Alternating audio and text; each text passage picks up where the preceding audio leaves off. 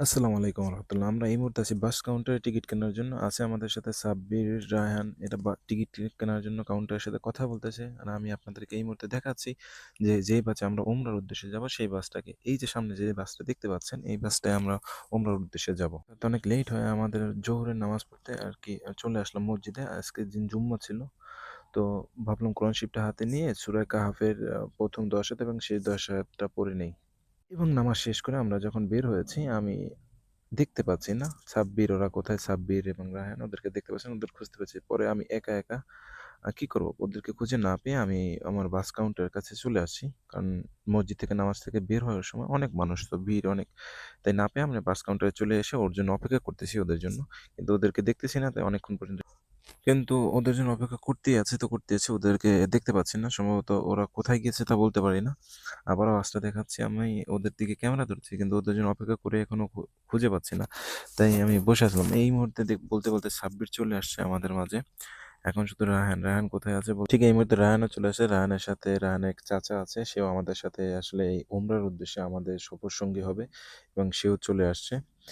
এখন রায়হানের চাচা কথা বলা শেষ করে হিরামের পোশাক কিনে আমরা বাসে উঠলাম। বাসে উঠে বসলাম এবং আমাদের সিটগুলোতে বসি। কিন্তু দুর্ভাগ্যবশত হচ্ছে আমরা জুমার নামাজের পরে আসলে এই বাস ছেড়ে যাওয়ার কথা ছিল। কিন্তু আমাদের দুর্ভাগ্য আমাদের এই বাসটি ছেড়ে যেতে দীর্ঘ সময় লেট করেছে। দীর্ঘ সময়।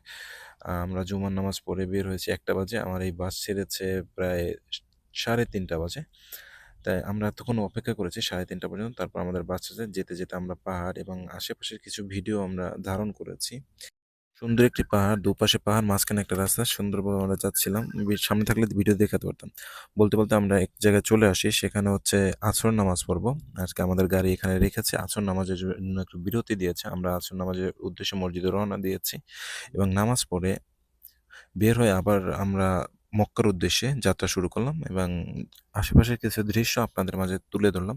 বলতে বলতে আমাদের মাগরিবের টাইম হয়ে গিয়েছিল। আমরা মাগরিবের নামাজ পড়তে আসি মসজিদে। মাগরিবের নামাজ পড়ে আমরা ইফতার করব। ইফতার আমরা মসজিদে বাছই করেছি। এখন কিছু ভারী খাবার তো খেতে হবে, তাই না? সারাদিনও উপবাস রয়েছি। এখন আমরা কিছু ভারী খাবারের জন্য আমরা একটা খ্যাপসার দোকানে যাব ইনশাআল্লাহ। আমাদের মাঝে সবাই আছে। সাব্বির রয়েছে। এই সাব্বির হইছে একটা চোর। এই মসজিদ থেকে ৪ টা পানির বোতল চুরি করে নিয়ে আসছে। দেখেন আপনারা মানে কি বলবো সাথে আমিও নিয়েছি ৪ টা। মানে পানি তো খেতে হবে, তাই না? আমরা এখন এই মুহূর্তে খ্যাপসার দোকানে চলে যাচ্ছি। ভাই আপনাদের কি বলবো মানে এই যে যাত্রা পথগুলো যারা উমরা করে মানে মক্কা থেকে রিয়াদ থেকে মক্কা পর্যন্ত যায় তারা জানে যে এই উমরাগুলো এই যাত্রাপথের যে বিরতিতে যে খ্যাপসাগুলো এর যে দাম প্রচুর পরিমাণে দাম। এই যে ২ টা খ্যাপসা এনেছি। এটি হচ্ছে ধরেন আমরা রিয়া দেখালে সর্বোচ্চ হলো যে ১৫ থেকে ২০ টাকা নিত। একটা খাবারের মানে কি বলবো এই ২ টা খাবার ৳২০ নিত, সর্বোচ্চ হলে ৳২৫ নিত। সেখানে এই ২ টা খাবারের দাম ৳৫০ ৳৫০ জানেন আপনার কত হতে পারে? প্রায় বাংলা টাকার ১৮০০-১৯০০ মতো খাবার আমরা ৪ জন মানে কি বলবো ভাই বলার কোনো কিছু নাই। খাওয়া-দাওয়া শেষ করে আমরা বের হয়েছি। তাই রায়হানকে বললাম যে, "চিপস নিয়ে আসো। আমরা বাসে বসে, বসে চিপস খাবো।" তা আমরা আবার মক্কার উদ্দেশ্যে রওনা দিয়েছি। দীর্ঘ সময় বাস চলার পর আমরা এখানে এসে নেমেছি আয়েশা মসজিদে, যেখানে আসলে গোসল করে হিরামের পোশাক পরতে হয়। আমাদের সাথে সবাই আছে। আমরা সাব্বিরকে একটু খুঁজছিলাম, সাব্বিরকে দেখতে পাচ্ছিলাম না। সাব্বির আমাদের সামনেই রয়েছে এবং রায়হান আছে। আ সো মানে এখানে সবাই এসে মানে আয়েশা মসজিদের এখানে এসে সবাই মানে গোসল করে ওই হিরামের পোশাক পরে মক্কার উদ্দেশ্যে যায়। মানে এখান থেকে গোসল করে আমরা যে হোটেলে উঠবো, হোটেলে কাপড়টা মানে ব্যাগ রেখে আমরা কাবার উদ্দেশ্যে চলে যাব ইহরাম করতে।